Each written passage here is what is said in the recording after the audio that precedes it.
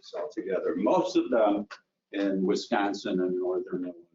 So we did see a few cases back then.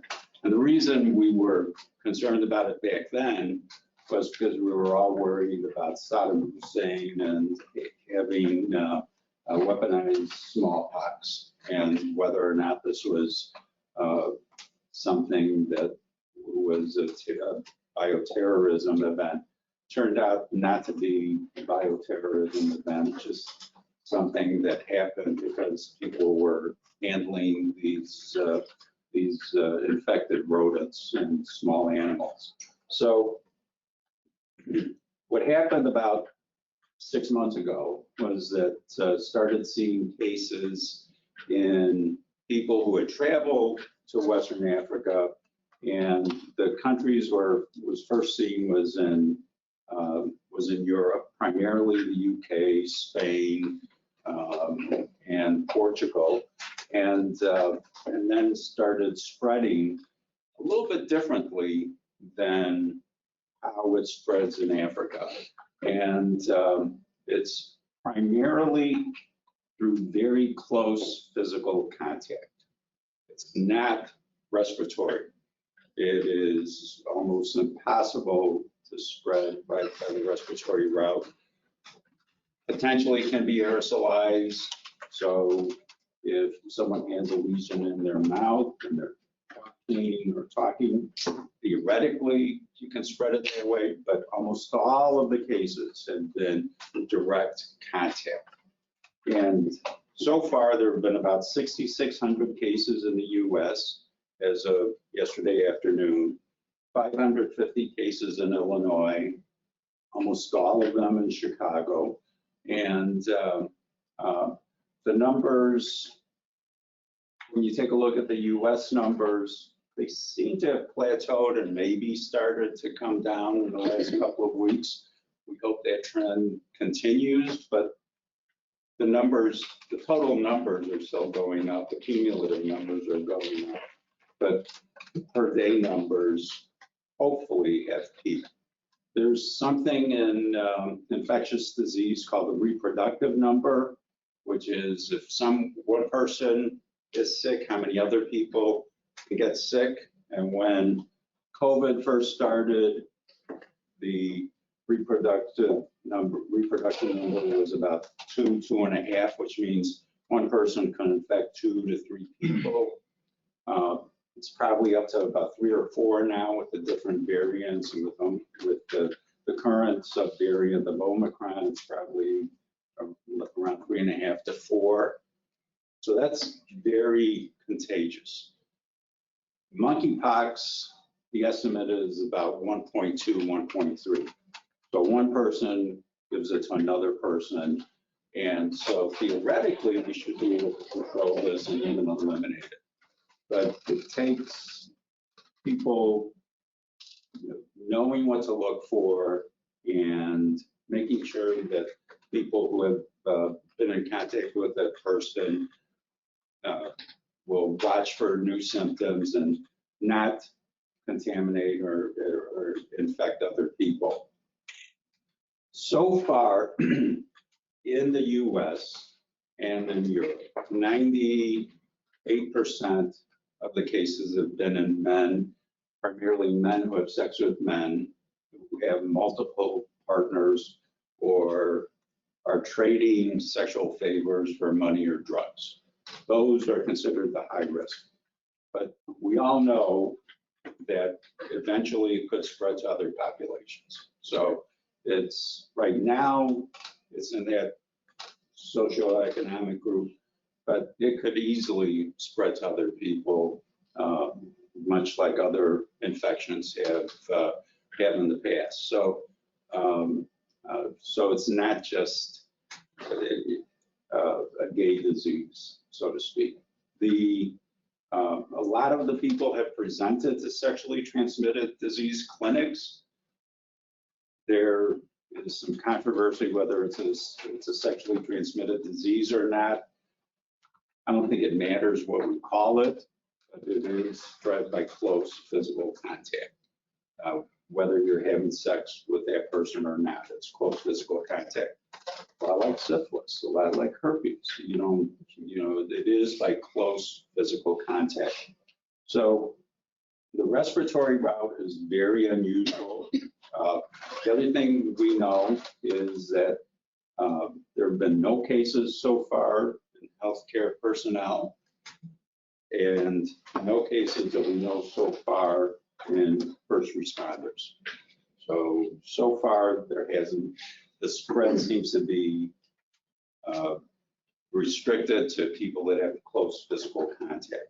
Now, could it happen? Sure. If you have someone who's got a lesion and you touch it and you're not wearing gloves, theoretically, you could get it. And theoretically, it can also be on the surface, and especially of sheets. So the CDC has instructions on how to deal with sheets of someone who has monkeypox, so that the chance of spreading it is decreased as much as possible. If so far, I think in the U.S., I don't think anyone has died of monkeypox, and in Europe, there have been 2 or 3 deaths related to monkeypox, mainly people that have died of their underlying disease more than anything else. So does not seem to have very high morbidity or mortality.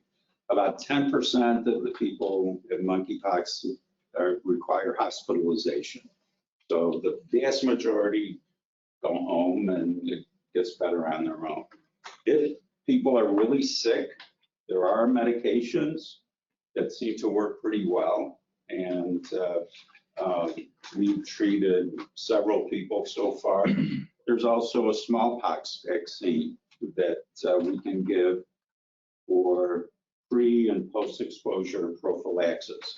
So we can give it to people that are in the high-risk categories, people who self-identify as being high risk. That doesn't include healthcare personnel or first responders right now. It is mainly infectious men who have multiple partners, anonymous partners, or again, are trading favors for money or drugs. Those are the high-risk categories. And so, but we can also give it for post-exposure prophylaxis if you have a high-risk exposure, which means you touched a lesion mainly.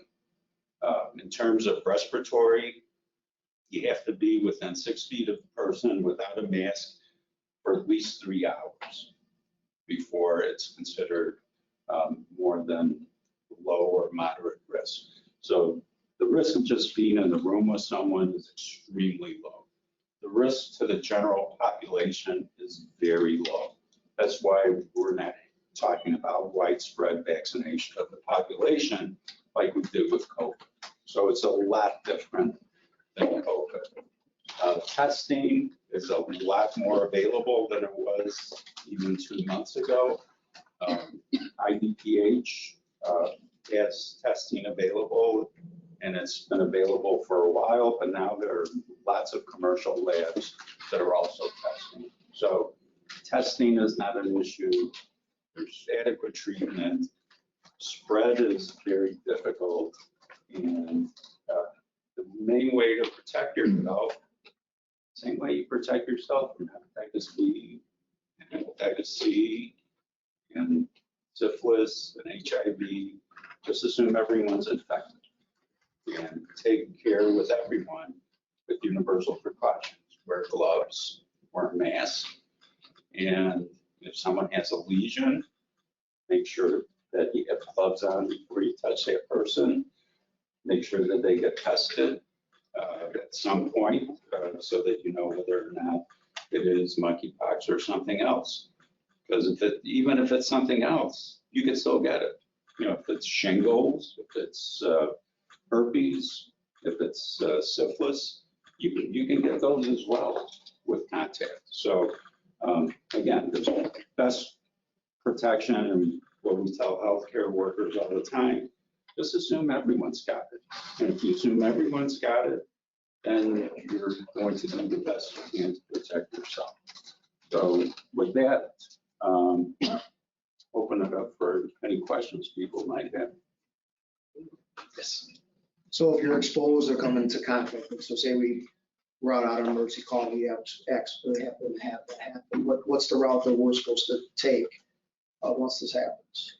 Well, the first thing is to assess the risk, and whether it's low risk, moderate risk, or high risk. If it's low risk, which means you were close to the patient without any eye coverings,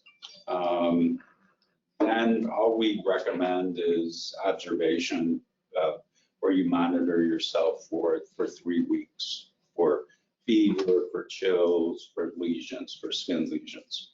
If it's high risk, so you actually touched a lesion with your bare hands, you may be offered vaccine, smallpox vaccine, but it would be up to the local Department of Public Health to help work with your doctor or whoever you identify to see whether or not you qualify for post-exposure prophylaxis with the vaccine. We're not giving any medication for post-exposure prophylaxis at this time. There are medications that work, but we're reserving those for people sick enough to be in the hospital right now. Most of the people that go home, some of them are being treated, but most of them just get better on their own. So what about quarantining? Is there a level that you have to quarantine at some point? If you have a high risk exposure, you should quarantine for 21 days. Because it could take up to 3 weeks before you start to get symptoms. So that's like a direct contact. Correct contact. For moderate and low risk exposures, you can continue to work.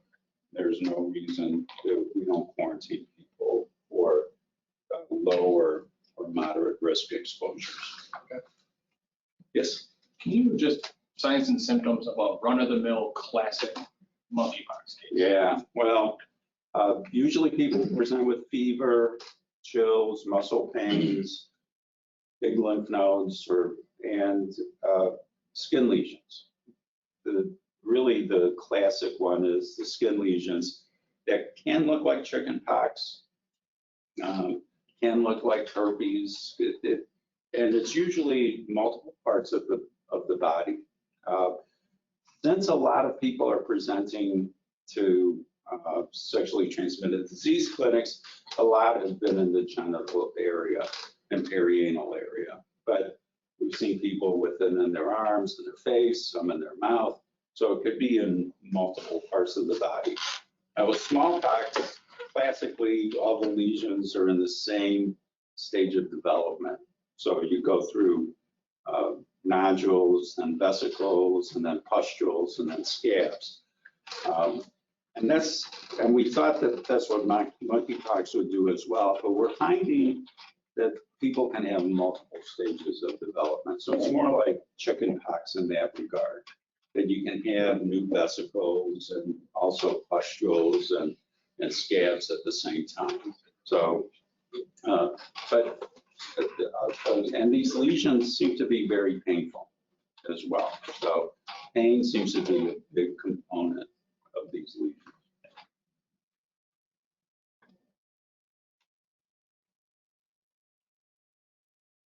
Yes. So a lot of times if we go to help someone to grab our arms or anything like to help them up, if they have it on their hand, even though I have no cuts or any, like just an open arm, if they grab my arm, that could be a direct highlight. So it could just be the simple touch. Yeah, unfortunately, it can invade through intact skin. Okay. And so, but syphilis can too. And so you don't need with HIV, we always say unless you have a cut or intact skin is low to no risk exposure, but direct contact with a lesion would be considered higher risk. So we have a lot of people asking how effective previous smallpox Yeah. vaccines are. Well, first of all, I don't know too many people that are old enough to get a smallpox vaccine. If you were in the military, you probably did get smallpox vaccine in the early 2000s. Again, primarily because we were worried about Saddam Hussein having weaponized smallpox. But unless you were in the military, the vast majority of people haven't been vaccinated. I'm old enough to have been vaccinated, but we think that there's probably some protection, but we don't know to what degree it works. And the new smallpox vaccine that was just released a couple of years ago seems to work in an animal model of monkeypox, seems to work very well. And unlike the vaccine that most people got, it doesn't cause infection itself. Because those of you that have had smallpox vaccine, it was with something called scarification, where they put a needle in your arm 10, 15 times, and then you would get this big lesion on your arm, and then you knew that it took. And that's when you knew that it was working. Well, that vaccine, and it's a virus called vaccinia for cowpox, and that's why we call these vaccines. It's because of the virus vaccinia. Could sometimes be spread to other people. And there was a case at the University of Chicago where active military person had been vaccinated with vaccinia and got the smallpox vaccine, and then infected his wife, who was immunosuppressed, and she almost died from disseminated vaccinia.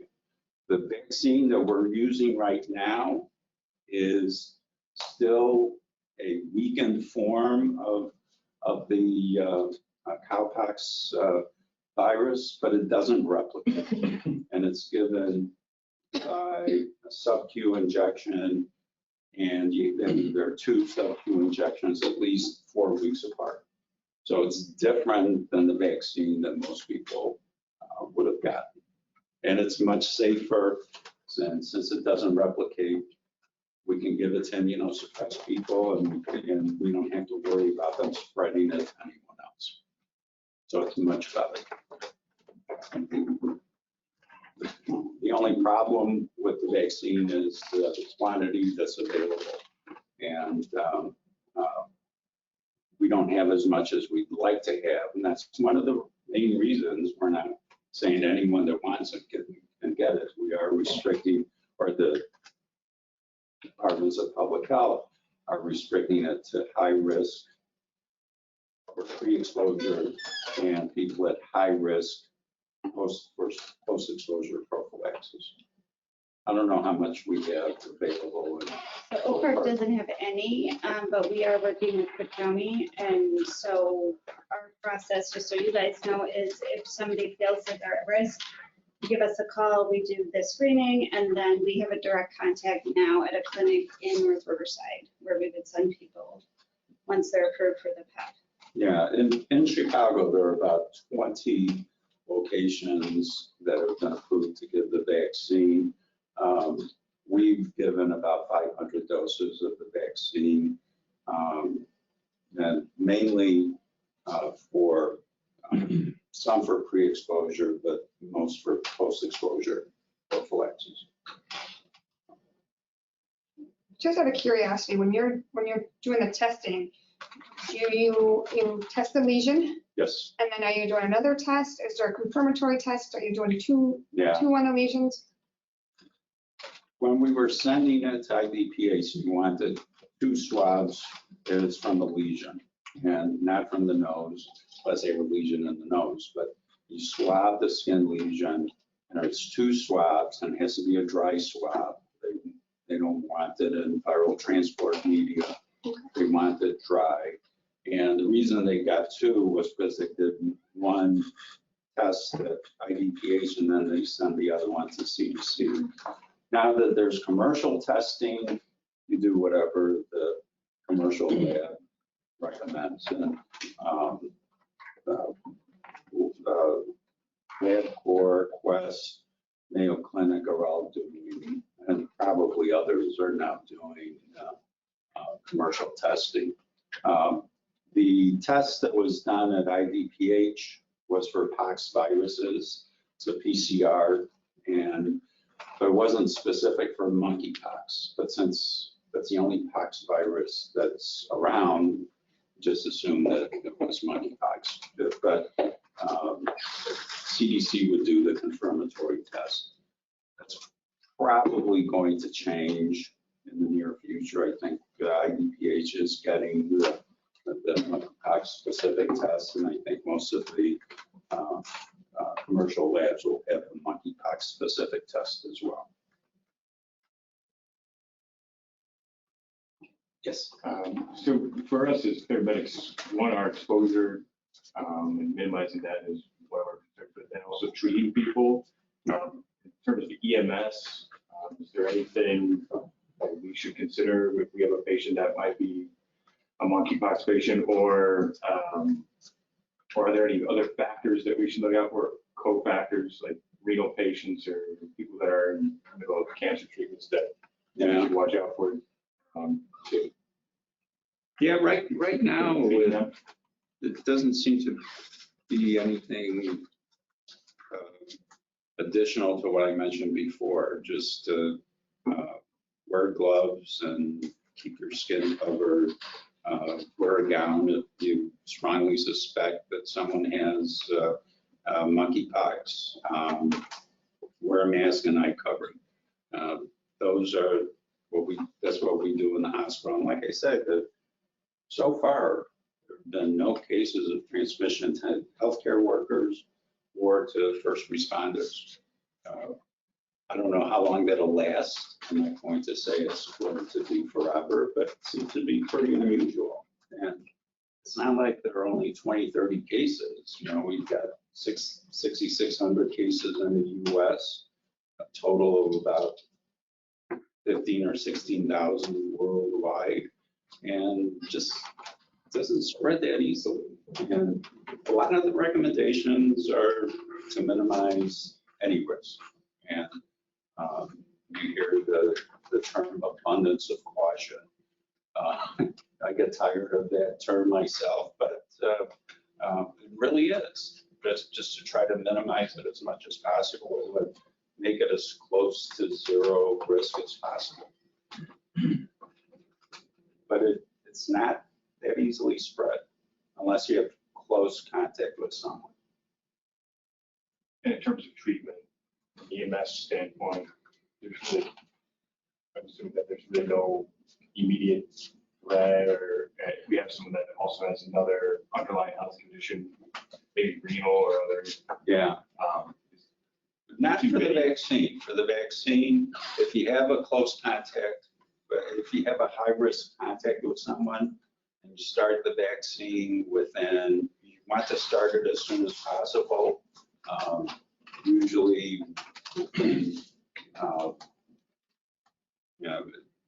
Usually within 4 or 5 days, but up to 2 weeks.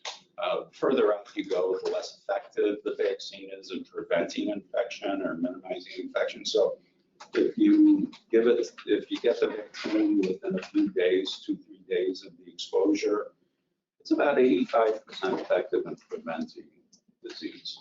And when people do get it, it seems to be a lot milder.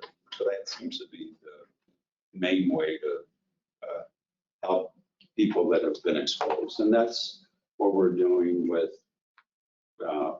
high-risk contacts in the community, not necessarily healthcare workers or first responders, but family members who have close contact. They get they're offered the vaccine.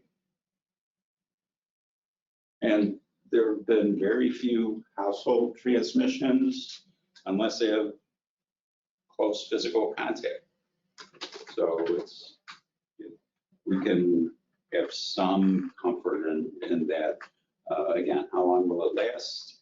And will it be forever? Probably not, but it's not that easily spread.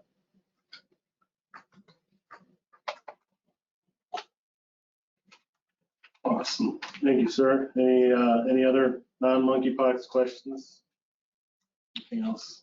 You know everything about COVID. One more for monkeypox. In terms of post-patient contact, our standard decontamination and disinfecting, all that is still, we don't have to do anything special. Correct, that's correct.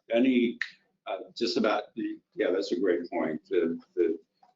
There's nothing special that you need to do, like ultraviolet light or anything like that. Most normal cleaning products will get rid of the virus. If you have someone with known monkeypox, it is recommended that the sheets be handled as contaminated waste rather than just regular laundry. So you might have to you should put that in a red bag as opposed to just a regular bag. But again, it's more abundance of caution more than anything else. Yeah, it's a good point. I forgot to mention that. That's why I'm here. You guys have anything else from public health standpoint? I don't think so. We're just trying to work through all the protocols right now. But like I said, we did finally find a facility that's going to treat people who need that. So right now we're asking the public if they're in that high risk, they call, they'll actually talk to Clarissa. She screens them, and if we feel they get the vaccine, then we send them to the clinic. Yeah, I'm at Rushville Park as well as Rush Downtown, and we decided. Oak Park, That's all that. Fall, intersection of South Austin Boulevard and Harrison Street, ambulance 612. We decided not to do it at Rushville Park, just to do it downtown. Yeah, and we're too small, so we're using Cook County. There's no way we can do it ourselves. Okay. Thank you very much. Thanks. Much appreciated. Thank you.